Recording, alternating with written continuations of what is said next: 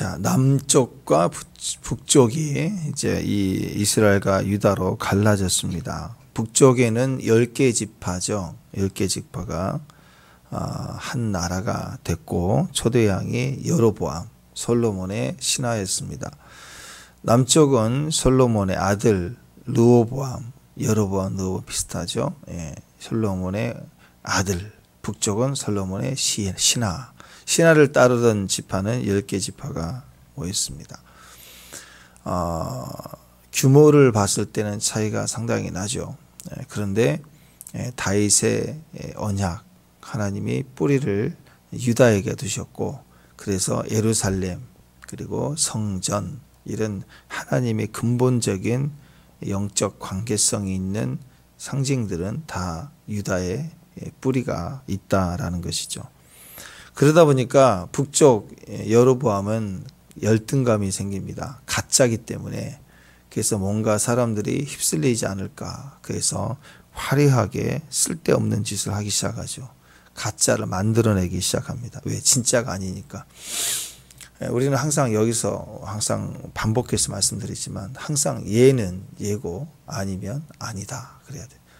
백성들 움직이든 저렇게 움직이든 자기가 처음에 시작할 때 악한 마음이 아니었지만 하나님이 선지자를 보내서 자기에게 기름을 붓고 네가 10지파를 가져갈 거다. 그리고 순종하면 내가 너의 나라를 견고하게 하리라. 그랬으면 그 말씀 붙들어야 되죠. 그렇게 갔으면 또 달라졌을 거예요. 그러니까 다윗에게 기회를 준 것처럼 똑같이 여로보암에게도 지혜를 줄 때 그 기회를 붙들고 기다리고 하나님 하시도록 인내하고 견뎌냈으면 또 달라졌을 거예요. 근데 그는 애굽으로 도망갔고 또 거기서 자라다가 돌아와서 추대된다고 그냥 왕 되고, 그러다 보니까 이 엄청난 이 큰 규모를 감당할 힘이 없는 거예요. 개인적 염려와 불안함이 빠지게 되니까 이제 쓸데없는 짓을 하기 시작합니다. 예루살렘 갈 필요 없다. 그래서 두 군데를 만들어줘요. 그래서 단과 베델, 특별히 이제 이 베델이 우상 숭배의 본산지가 되죠. 우리가 베델 그러면 딱 떠오르는 게 뭐예요? 제일 처음에 시작이 나와요. 야곱이죠. 그때 한 딱뿐이에요. 이스라엘 전체, 성경 전체의 이미지에서 베델 그러면 야곱 사건 하나 때문에 시작이 하나님의 집이다. 이렇게 좀 좋아 보이지만 사실 전체적인 뉘앙스는 우상 숭배 본거지예요. 본거지. 별로 좋은 이름은 아닙니다. 좋은 느낌이 아닌 거예요. 물론 이 땅의 모든 시작은 하나님이고 다 선하고 보시기에 좋았지만 인간이 다 그렇게 망쳐버린 거죠. 그렇지만 좋은 이미지가 아닙니다. 그 베델 사건인데 베델을 중심으로 우상 숭배가 본격적으로 시작이 됐다. 마치 예루살렘 그러면 하나님의 성전, 법궤, 다윗 뭐 이렇게 떠오르잖아요. 베델 그러면 아주 우상의 본거지 이렇게 생각이 될 만큼 그런 이미지를 준다는 것입니다. 단과 베델 두 장소를 더 확대해서 더블로 만들어주고 거기다가 송아지 2마리를 만들어가지고 한 마리 한 마리씩 두고 거기다가 이게 하나님이다. 법궤를 대신하고 그 다음에 이스라엘이 제사를 지내는 이 초막절, 장막절 그 장막절에 7월 15일인데 농번기입니다. 일을 많이 해야 되고 분주해요. 분주해도 절기 때는 모여야 되는데 모였었고 근데 백성들의 마음을 편하게 해주자. 그래서 한 달 더 늦춰줍니다. 8월 15일 이렇게 옮겨버렸어요. 그리고 남쪽은 유다 사람들 중심으로 여전히 제사장들이 성직을 감당했습니다. 레위지파 사람들이죠. 그런데 북쪽에는 안 따라갔어요. 영적인 사람들은. 그러니까 레위인들이 없어요. 원래는 다 흩어져 있으니까 찾을 수도 있는데 찾을 마음도 없고 그래서 레위 사람들이 부족하니까 그냥 그냥 아무나 하고 싶으면 해. 지 마음대로 해가지고 그냥 막 세워버리는 거. 이게 이제 여로보암의 3대 제약이죠. 단과 베델의 우상을 세우는 거. 그 다음에 초막절을 바꿔버리는 거. 그 다음에 레위인들 제사장 성직을 지 마음대로 아무나 세워버리는 거. 이게 다 하나님이 정하시는 거잖아. 근데 인간이 정한 행동들이라는 거죠. 장소를 정해버리고 날짜를 때를 막 바꿔버리고 이때가 그날이야 바꿔버리고 사람을, 기름 부음 받은 사람을 썼는데 사람이 막 세워서 일을 해버리는 거예요. 이 모습을 보면 사울 왕이 했던 모습 비슷하죠. 하나님이 정한 기준이. 세상으로는 그렇게 특별히 탄핵받을 만한 짓을 안 한 것 같은데 사울 왕이 하나님의 정하신 걸 건들기 시작한 거예요. 마음대로 틀어버리고. 이게 사람 보기에는 큰 죄가 아닌 것 같은데 하나님 보시기에는 엄청난 죄를 짓고 있는 거죠. 여로보암이 그랬다라는 거예요. 그래서 12장 30절에 보니까 이 일이 하나님 앞에서 죄가 되었다 그랬죠. 이게 무서운 거예요. 사람의 눈에는 별거 아닌데.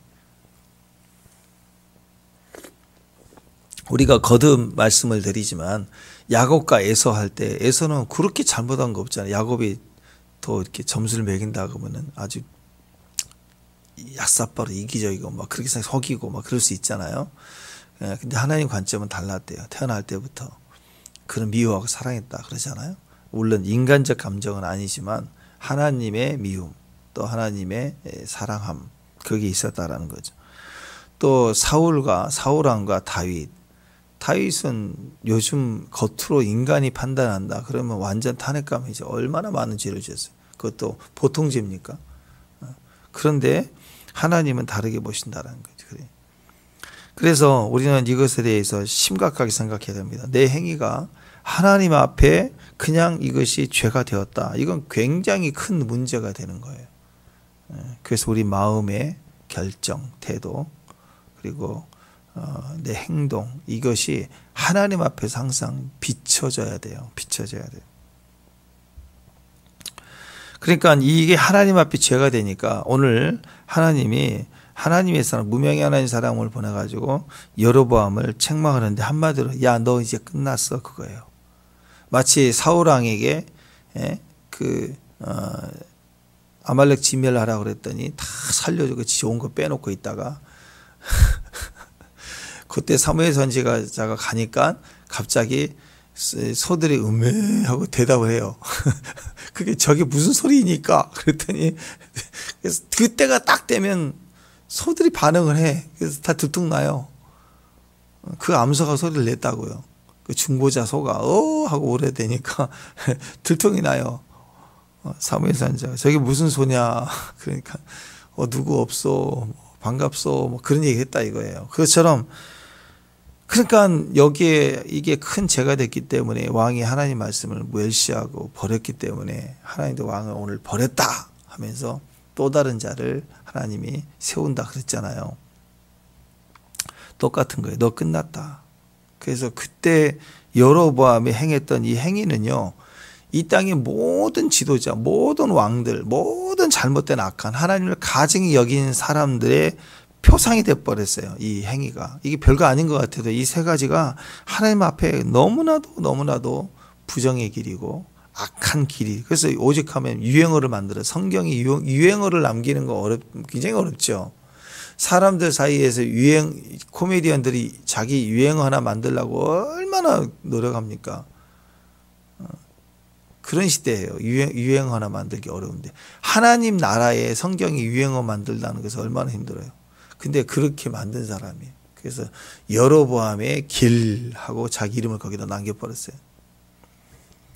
비교되는 것은 다윗의 길이죠. 그러니까 하나님이 다윗을 그렇게 크게 생각하셨던 것만큼이나 여로보암을 고통스럽게 하나님이 이것을 지적하고 계시는 마음에 깊이 패인 마음이에요. 하나는 다윗, 하나는 여로보암. 이 두 길이 극단적으로 달랐다라는 거예요. 불행히도 여로보암은 나쁜 놈의 표상이 되었어요. 나쁜 놈, 악한 놈, 이 죽일 놈, 뭐 그런 거겠죠. 자, 보십시다. 우리 1절 한번 보세요. 1절 어떻게 시작하죠? 1절이 시작. 보라 그때에. 자, 보십시오. 보라 그때에로 시작돼요. 이게 무슨 소리입니까? 여로보암이 우상 숭배하며 분향하는 바로 그때예요. 그때 딱 또 이 찰나가 그래요. 예. 사무엘 선지자가 도착하니까 소가 막 울어대. 갑자기 그때 들통 나는 거예요. 딱 들통 나요. 보라 그때 분향하는 바로 그때 현장에서 바로 그대로 그 범죄 현장에 선지자가 왔어요. 딱 온 거예요. 우상 앞에서 분향하는데 걸린 겁니다. 자, 생각해 보십시다. 원래는요, 누가 분향해야 돼요? 누가 분향해요?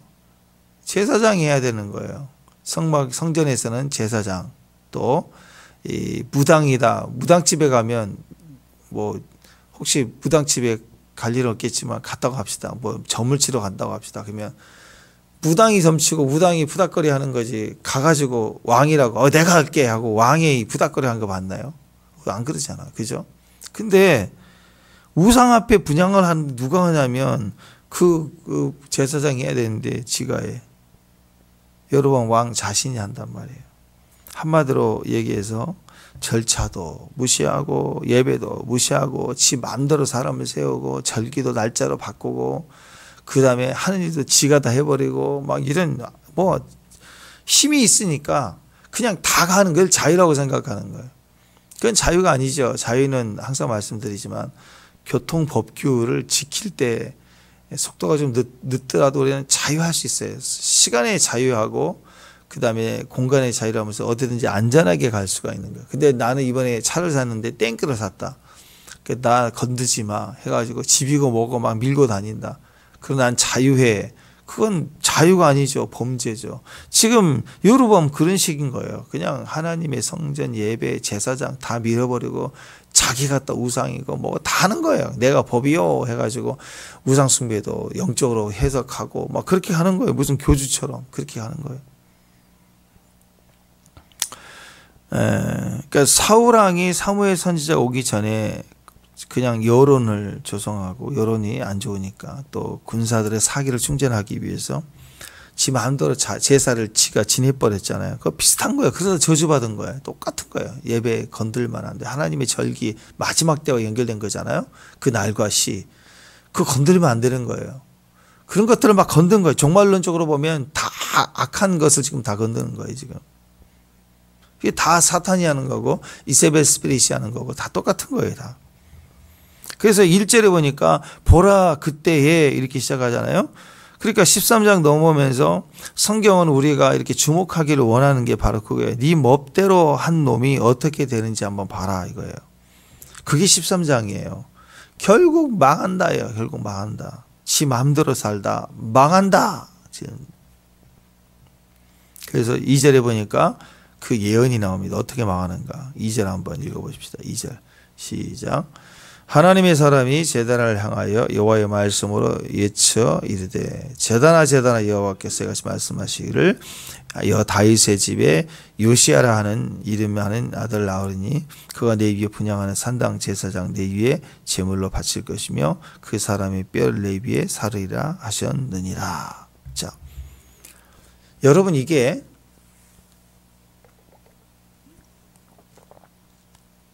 진짜 우연의 일치처럼 이게 딱 그때 그게 맞아 떨어지는 거예요. 자, 보십시오. 현장에서 분향을 하는데 그때 바로 그때 그 현장에서 분향하는 그 장면에 이 얘기가 나오는 거예요. 그리고 얘기 중에 뭐가 나오냐면 요시야 왕, 그 다윗의 아들 뿌리에서 요시야 왕이 나온다 그러잖아요. 요시야 때는 지금 이 여로보암으로부터 300년 후에요. 300년 후에 요시야 왕이 나와요. 근데 여로보암 다음에 있을 300년 이후에 등장할 왕의 이름이 나와요. 요시야라는 사람이 왕이 되어가지고 어떤 일을 할 거다 하면서 지금 현재 분향하고 있는 이 현장에서 요시야 왕의 이름이 선포되면서 뭐라고 나오느냐. 이것을 다 사르고 흩을 것이다 얘기를 해요. 열왕기하 23장 15절 이하를 쭉 보면 15, 16, 10절부터 쭉 나오는데 거기 보면 요시야 왕이 계획을 단행하는데 그때 산당 모든 걸 다 헐어버리고요. 가루로 만들어요. 가루로. 그리고 다 불태워버려요. 그리고 그 무덤에 있는 그 뼈들을 갖다가 막 뿌려서 더럽게 만드는 일을 막 이루어 버립니다. 그리고 무슨 얘기야? 하나님의 말씀이 그대로 일어. 네가 지금 우상 세웠지, 베델 세웠지, 금송아 세웠지, 분향했지, 예배했지. 요거 싹 다 300년 후에 요시아가 태어나 가지고 다 쓸어버리고 박살낸다라는 얘기를 정확하게 해요. 하나님이 하신 일이에요. 이 열왕기하 23장 10절에서 16절까지 쭉 읽어보시고 15절 16절만 읽어드릴게요. 또한 이스라엘에게 범죄하게 한 느밧의 아들 여로보암이, 지금 오늘 했던 얘기예요. 여로보암이 베델에 세운 제단과 산당을 왕이 헐고, 요시야 왕이 헐고, 또 산당을 불사르고 빻아서 가루를 만들어 또 아세라 목상을 불살랐다. 요시야가 몸을 돌이켜 산에 있는 무덤을 보고 보내어 그 무덤에서 해골을 가져다가 제단 위에 불살라 그 제단을 더럽게 하니라. 이 일을 하나님의 사람이 전하였더니 그 전한 말씀 그대로 되었다. 그러니까 이 300년 후에 이 사건에서는 하나님 사람이 오늘 전했던 것을 또 끄집어 와서 그때 전한 게 오늘 이루어졌다 해서 하나님이 반드시 이 더럽고 추한 것들을 박살내는 그 일을 지금 현장에서 막 시작하는데 초르치는 거죠. 우상을 섬기고 있는 그 왕이 영원할 것 같냐?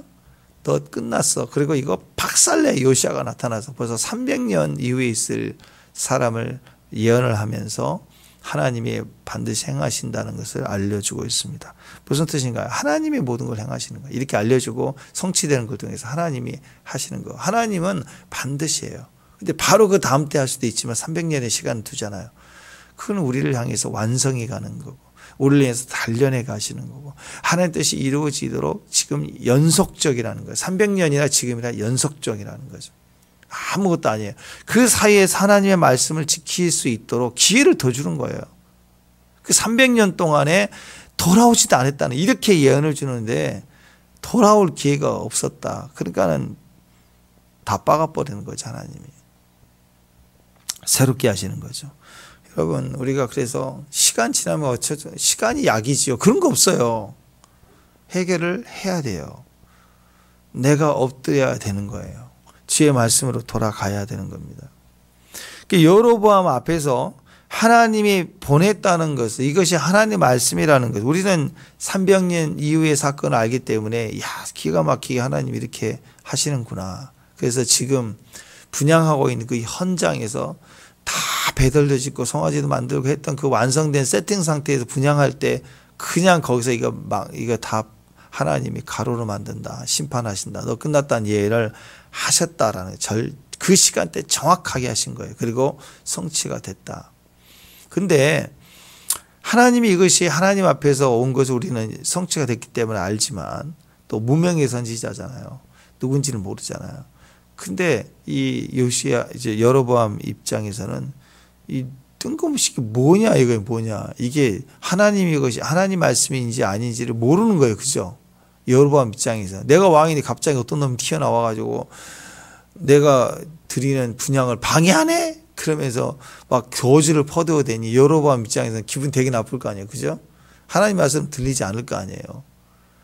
그러면 그 상황에서는 자기 나름대로는 잘한다고 했는데 왕이 감히 내가 하는 일을 방해해. 그러면 저놈 잡아라. 그럴 수 있잖아. 그죠?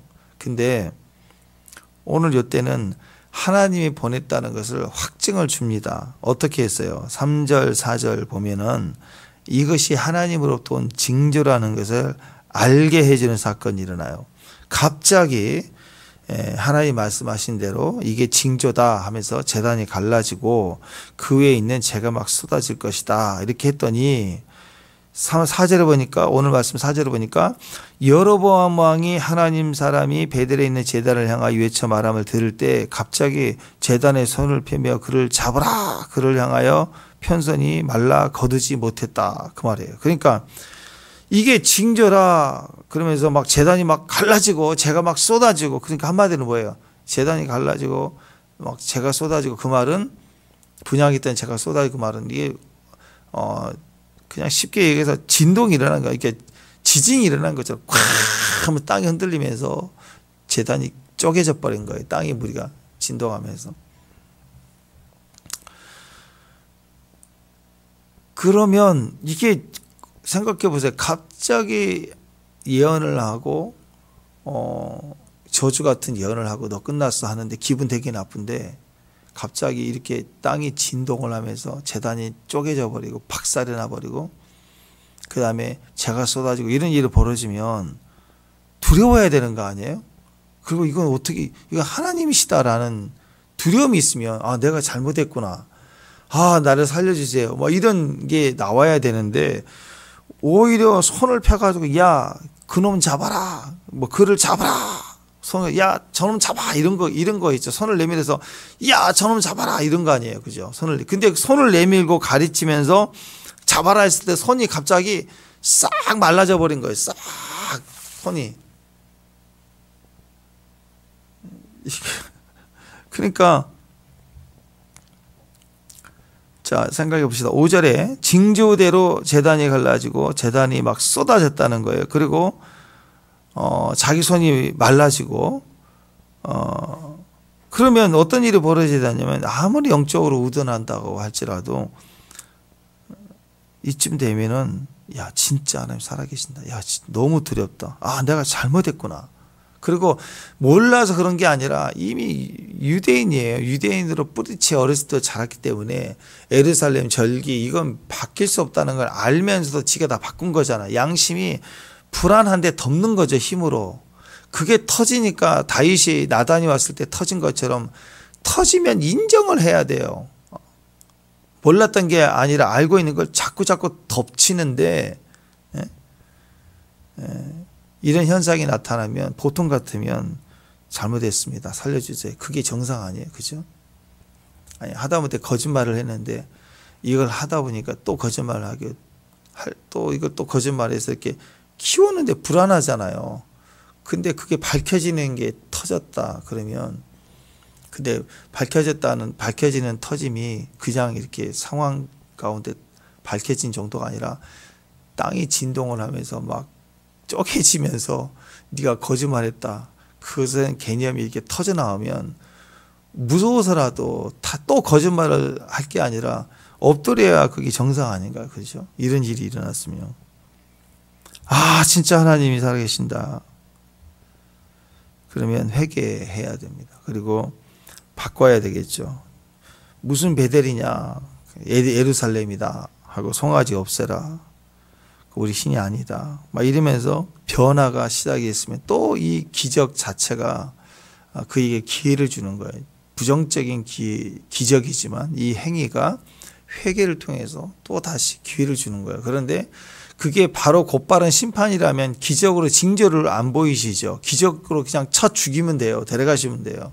그런데 기적을 보이면서 한 번 더 경고를 하는 이유는 기회를 또 주고 있는 거예요. 근데 끝까지 회개를 하지 않죠. 이게 여로보암이라는 거예요.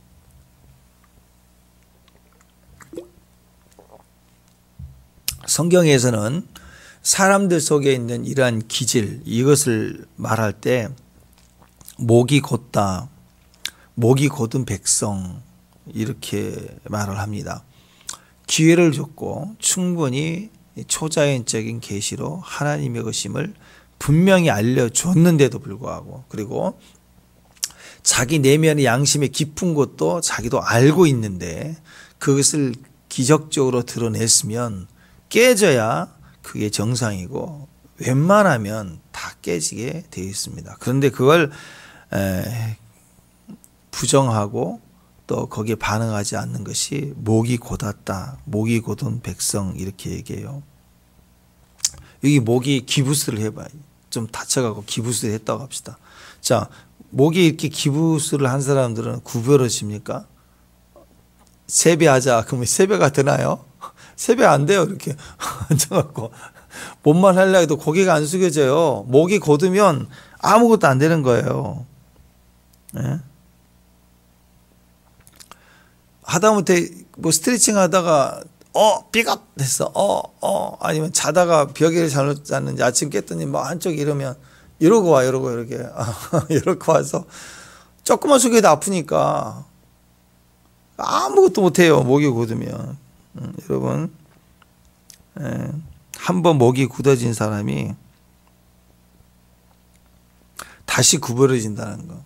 그것은 여러분 부드러운 사람은 뭐 그게 뭐 쉽냐? 그게 뭐 어렵냐? 그렇죠. 부드러운 사람은 뭐 뭐든지 부드럽지 하죠. 근데 고도 한번 목이 고다버리면요, 심이 하나 철심이 하나 들어가든지 삐가박 아프고 상하고 그러면 그거 절대 그거 한번 어렵습니다. 한번 굳어지면 진짜 빼기 힘들어요. 사람이 이렇게 기부스한 건 떼지나면 벗기면 되는데 자리 하나 줘가지고 그냥 목이 고다진 사람은 절대 안 숙여요. 끝까지 그 자리 내려오고 임기 끝나고 이 땅에 내려와가지고 너 평생 나는 그런 사람이야. 왕년에 이래가지고 산다고요. 그거 절대 안 빠져요. 안 빠져.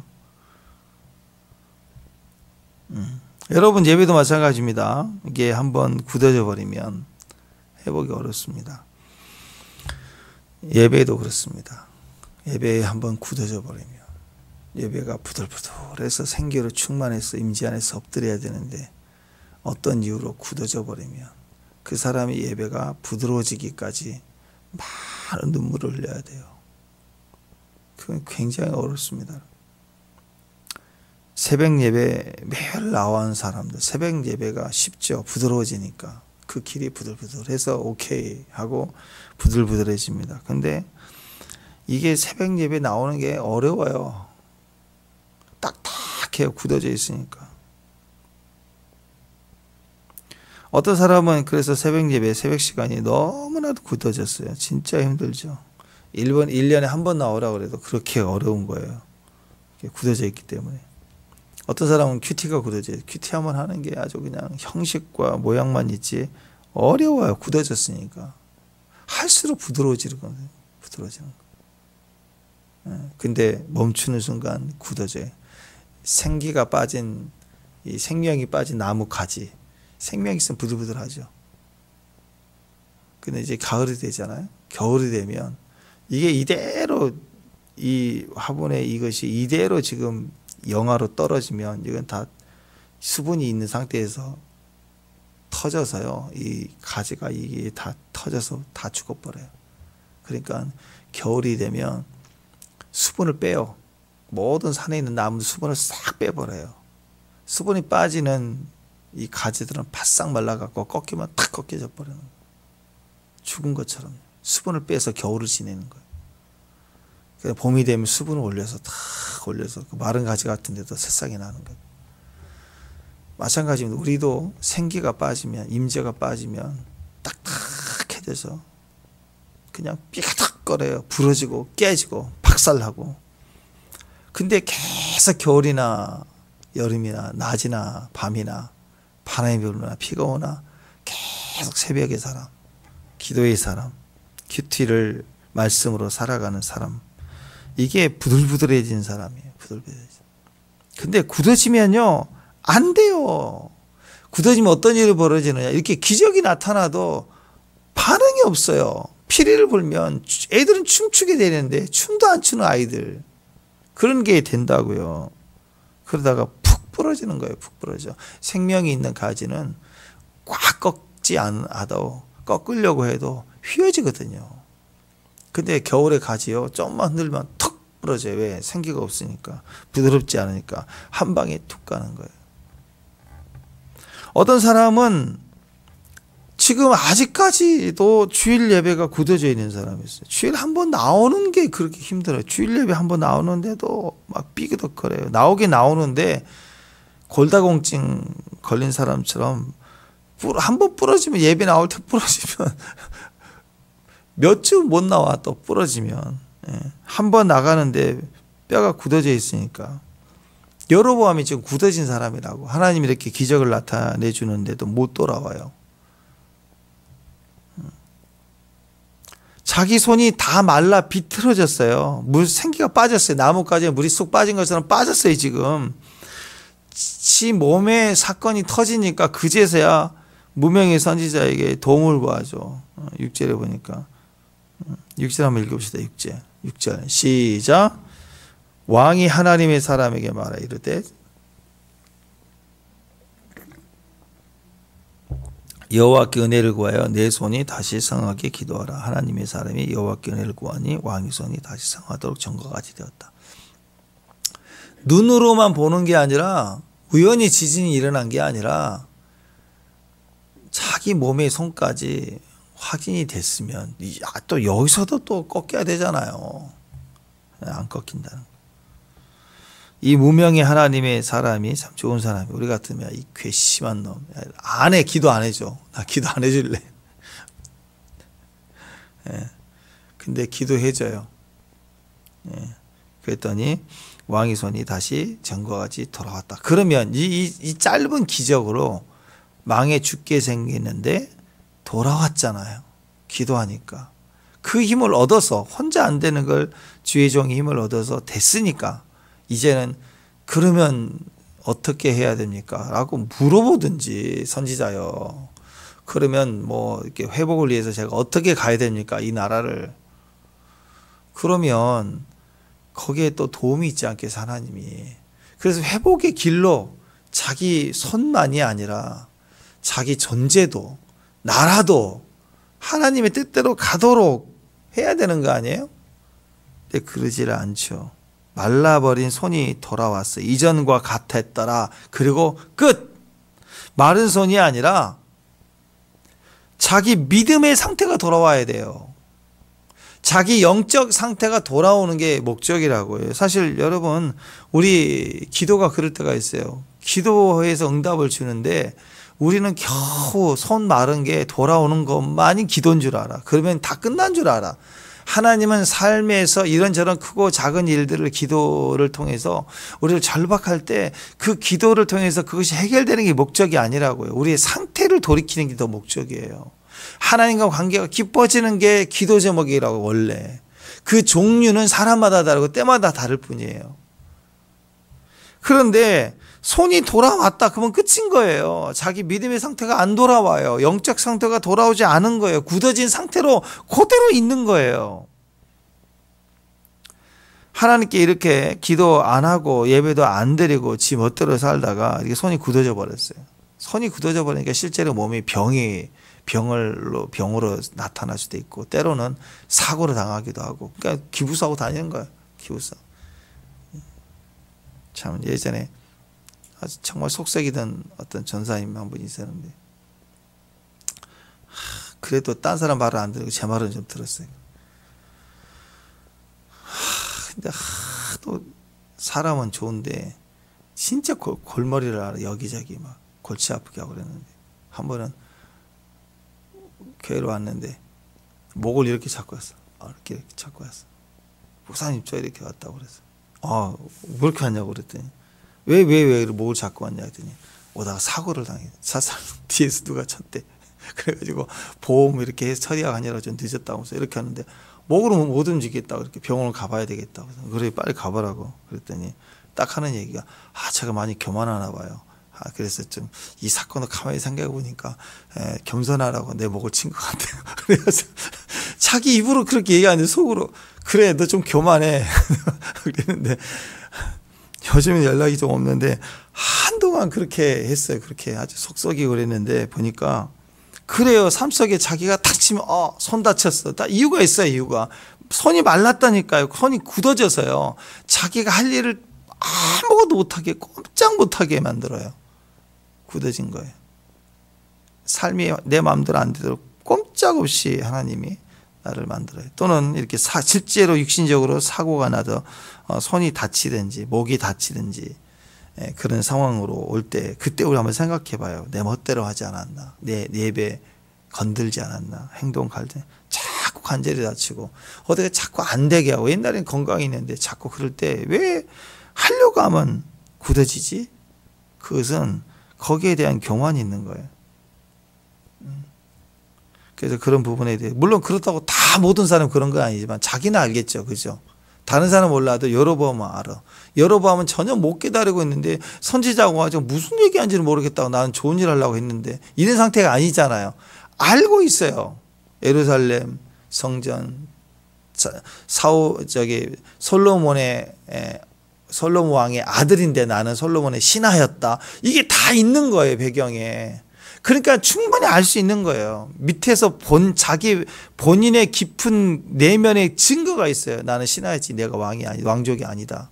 위로부터는 하나님의 선제를 통해서 지금 착 막 쪼개지는 일이 벌어지고 손 말랐으면 깨달아야죠, 여기서. 근데 아니더라. 정신 차리고 주님께 나와 기도해야 됩니다.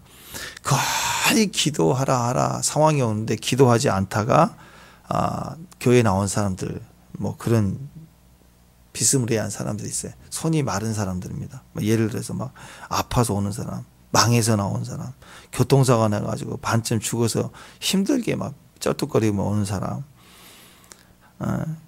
뭐 이런저런 일로 인해서 교회를 나오는 거. 그렇게 나오는 것이 중요해요. 그렇게라도 뒤늦게라도 나오면.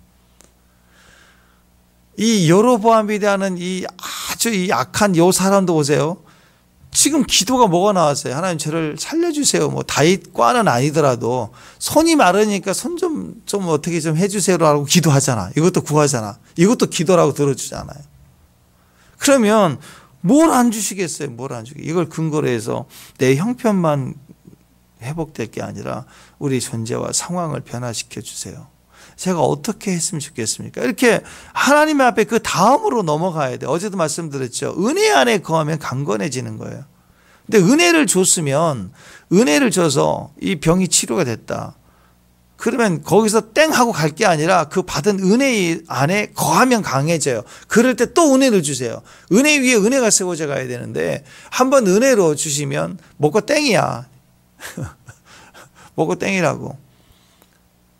지금 이 여로보암이 그랬어요.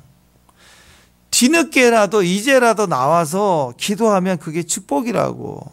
그래서 손 마른 것밖에 몰라도 하나님 이거 구해주세요 했더니 구해줬어요. 그러면 그게 은혜잖아요. 그럼 그 은혜 안에 거하면 존재가 강해지고, 존재가 강해지면 나라에 대해서, 존재의 믿음에 대해서 또 구하게 되면 또 강해지고, 이렇게 계속 나아가라고 열쇠를 줬는데 그거 구하고 땡이야. 자기는 믿음이 안 돌아와도 괜찮은 사람인 거예요. 기가 막히는 거죠. 이렇게 잘못을 해서 망하게 됐다고 할지라도 주님 앞에 나오는 것이 축복입니다. 뒤늦게라도 돌아와서 하나님께 기도하면 또 축복을 주시고 은혜를 주시면 또 은혜 위에 은혜를 계속 연이어서 계속 우리가 나아가는 거예요. 근데 문제는 항상 여로보암뿐만 아니라 우리도 마찬가지예요. 항상 우리는 때로는 항상 거기까지만이라는 거예요. 거기까지만. 우리의 가장 큰 문제점은 문제만 해결되면 끝난 줄 안다는 거예요. 눈앞에 코앞에 있는 그것만 해결되면 다 끝인 줄 알아. 그게 기도의 끝인 줄 안다고요. 여러분 이곳에서 아픈 자도 치유되고 귀신도 쫓아내고 그런 은사가 있다고 해도 죽으면 하나님 나라 가면 그런 은사가 없어요. 그럼 귀신도 없고 병도 없으니까. 근데 지금도 있고 영원히 있을 하나님 나라가 더 있을 게 예배고 기도고 말씀이고 그런 거 아니에요. 기도는 계속 하는 거예요. 기도는. 지금도 천국에 있는 우리 믿음의 선진들이 마지막 때를 또 저와 여러분을 위해서 지금도 간구하잖아요. 그러니까 그 기도가 막히는 문제가 심각한 거예요. 손이 피가 막혀서 마른 거 그게 중요한 게 아니라 이 손이 마른 그게 목이 곧은 그 문제가 아니라 영이 하나님 앞에 회복되지 않는 게 진짜 큰 문제인데 아무렇지도 않아요. 이게 엄청난 기적이에요. 우리는 이런 기적이 일어나면 안 돼요. 상식을 벗어난 초자연적인 기적이 일어나면 놀랍잖아요. 와 그러잖아요. 근데 뒤집어서 이건 아무리 악하고 못난 사람도 알 수 있는데 반응이 없는 기적. 이런 기적으로 그 다음으로 가지 못하는 기적. 보세요. 제단이 쪼개졌습니다. 갈라집니다. 제단에 재가 막 쏟아져 버리고 막 지정이 났고 막 그랬을 텐데 팔이 굳어졌다가 기도했더니 그것도 우연히 굳어진 게 아니에요. 이 피가 말라가지고 절였다. 그게 아니에요. 손이 말라버린 거예요. 그때 순식간에 또 기도를 기도했더니 풀리잖아요. 이게 다 기적이잖아요. 그러면 이 엄청난 기적을 보았다면 최소한 이 정도라면 믿음에 대해서 요청을 해야죠. 믿음에 대해서 큰 자가 돼야죠. 기적이 일어났으니까. 근데 아니라는 거예요. 애굽왕 바로를 보세요. 10번의 엄청난 큰 재앙을 기적으로 경험한 10번을 계속 찍었어. 10번 찍어 안 넘어가는 남 없다는 계속 찍어 넘어가는데 강팍해갖고 불신하잖아요. 끝까지. 그러다 망하잖아요. 끝까지 그 목이 곧으면 망하는 거예요. 망하는 거. 안타깝게도 기적이라는 것과 자기 믿음이 따로 놀 때 그게 불행하다는 거예요, 여러분. 이스라엘 백성들이 성경 역사 가운데 가장 기적이 많았던 때가 광야 40년 동안이에요. 그때는 어쩌다 기적이 아니라 기적이 상식이고 기적이 생계에서 생존이에요. 생존. 기적이 멈추는 날은 다 죽어요. 그렇게 40년을 보냈단 말이에요. 그런 기적이 있었지만 믿음은 따로 놀았어요. 믿음과 기적은 따로 놀았다고요. 그건 불행한 겁니다. 여러분에게 저는 진짜 날마다 그런 기적이 많이 일어나. 마지막 때 예비된 기적들이 다 일어났으면 좋겠습니다. 아멘? 그러려면 어떻게 해야 돼요? 내가 가진 믿음을 쌓아가는 중에 믿음에 합당한 기적이 터지고 이렇게 가야 정상이에요. 근데 어느 날 내 삶에 나는 한 번도 믿음으로 쌓아놓고 있는 게 없는데 기적이 터졌다. 그거 내 건 아니에요. 기회를 주고 있는 것뿐이라고. 그걸 자랑하면 안 돼요. 거기서 눈물과 핏방울과 땀방울을 흘려내면서 얻어지는 거예요. 여러분, 이 시대가 마지막에 이 두려움의 시대가 되는 게 바로 그거예요. 사람이 원하는 욕구가 있어요. 그러면 그것을 이루기 위해서 어떻게 해야 돼요? 대가를 지불해야 되는 거예요. 비싼 것은 비싼 대가를 지불해야 되는 거예요. 노력해야 되는 거예요. 쪽지 시험이 아니라 국가 시험을 합격하려면 그만큼 몇 년을 고생하는 대가가 있어야 되는 거예요. 대가가 있어야 성취가 되는 거예요. 근데 요즘에는 어떤 시대인 줄 아세요? 그 즐거움을요, 안 하고 얻으려고 그래요. 대가를 없애버리려고 해요. 욕구가 있으면 바로 성취해. 그게 인터넷상에 이런 그 미디어를 통해서 일어나는 거예요. 뇌가 이런 도파민, 마약이 그런 거거든요. 마약을 먹으면 대가를 지불하지 않아도 극도의 희락을 줘요. 그러니까 마약하다 망치는 거죠. 마약의 비폐는 영적으로 보는 비폐점은 문제점은 대가 지불이 없다는 거예요. 그러니까 고생하지 않으려고 그러고 아무것도 안 하려고 그러고 싫으면 안 하려고 그러고 요즘 이 시대가 아이들이 그래. 싫으면 안 한대 무조건. 맞아 죽어도 안 한대. 기가 막혀요. 예전에 매를 들면 움직이는데 안 움직여. 이게 무섭습니다. 사람이 대가 지불 없이 얻어지는 건 다 가짜예요. 그래서 고생하고 수고하고 대가 지불해서 얻어질 때 그 과정이 우리에게 주는 축복이 있어야 그 기적의 축복이 의미가 있는 거예요. 그런데 대가 지불 없이 축복만 계속 받으면요, 그것은 가짜예요. 가짜. 그래서 그 사람의 존재 자체의 의미가 없는 거예요. 그래서 망하는 거예요. 인생이 망해요. 신앙생활은 은혜로 하나님이 주시지만 우리가 삶에 내 십자가가 있어요. 그걸 짚고 내가 감당해 가는 걸 통해서 신앙이 완성이 될 때 신앙의 가치가, 믿음의 가치가, 기도의 가치가 우리 안에서 그렇게 우리를 부욕해 하는 거예요. 근데 그 가치를 포기하고 결과만 얻어가려고 한다. 그건 여러분 가짜입니다. 목이 오든 거예요. 그래서 기억해야 됩니다. 기적과 믿음이 코드가 같아야 돼. 같이 맞들려 있어야 돼요. 그거 없이 된 기적은 조심해야 되는 거예요.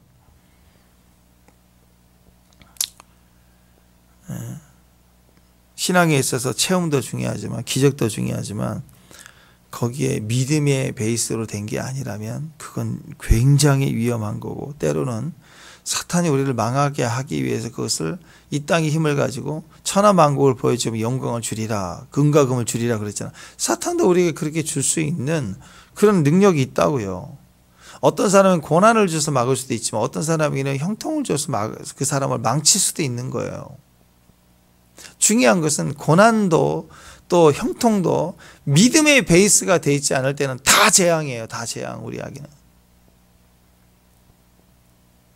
그래서 기적의 체험보다 말씀 순종이 더 중요한 거예요. 앞으로 있을 기적 체험보다 지금 있는 지금 해야 될 말씀 순종이 더 중요한 것입니다. 기적이 절대 우리에게 믿음으로 가지 않아요. 기적을 매일 보면 믿음이 커질 것 같잖아. 그렇지 않아요. 이스라엘 광야 40년 동안 날마다 기적이지만 그게 믿음이 되질 않았어요.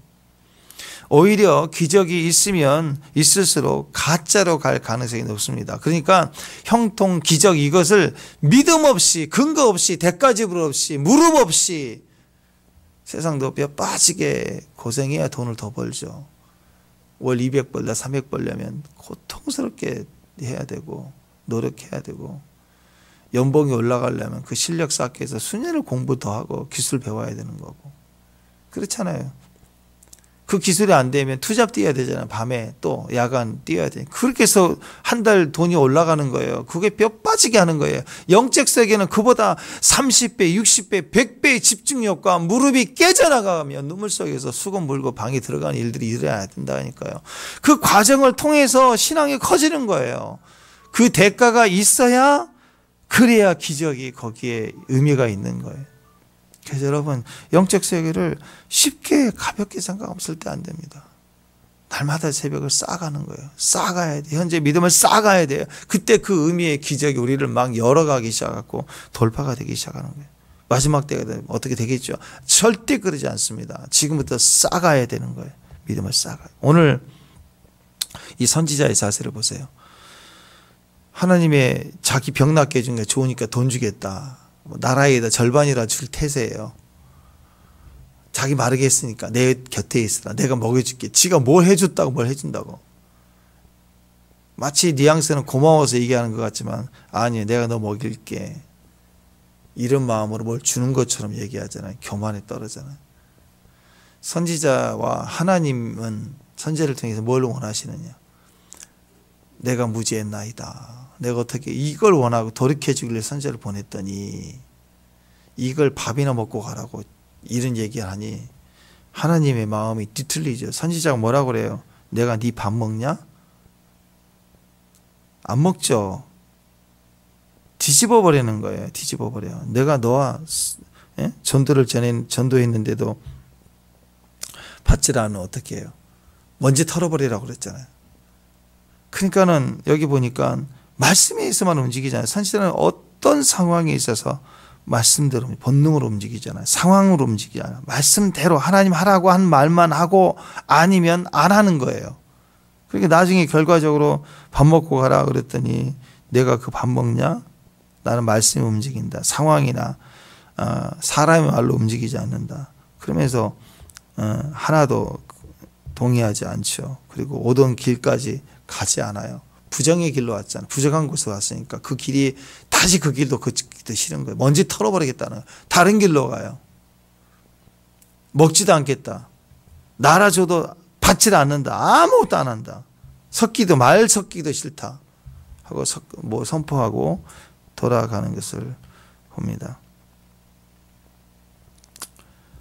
결국 사람이 인생을 살면서 사람은 다 움직이며 살아요. 어떻게든 움직입니다. 악인도 의인도 움직여요. 근데 제일 어리석은 악인은 몽둥이를 들어야 몽둥이를 맞아야 움직이는. 하나님 백성은 말씀을 듣고 움직이는 거예요. 그리고 부정은 조금이라도 섞지 않고 움직이는, 섞지 않고 떠나가는, 조금이라도 내 이익이 채워지지 않도록 떡지도 하나님이 너하고 떡도 먹지도 말고 너 같은 놈하고 같이 물도 마시지 말래. 오던 길도 너 만나러 오던 길도 부정이니까 다른 길로 가겠대. 이게 선지자예요. 우리 마지막 때까지 이런 철저하게 의를 위해서 살아야 됩니다. 믿음으로 사는 저와 여러분 되시길 바랍니다. 축복합니다. 기도하겠습니다. 하나님이 주신 기회 위에, 하나님 주신 은혜 위에 그 은혜의 결과로 멈추지 않고 은혜가 기회로 열려서 그 다음으로 나아가 그 은혜 속에 강건하여지고 그 은혜 위에 은혜를 더해지고 또 은혜 위에 더해지는 주의 길을 따라 들어가는 귀한 주의 종들이 되게 하옵소서. 순종하게, 말씀에만 순종하고 사람의 말에, 사람의 이익에 반응하지 않고 끝까지 주의 길을 따라가는 거룩한 주의 종들이 되게 하옵소서. 예수님의 이름으로 기도합니다.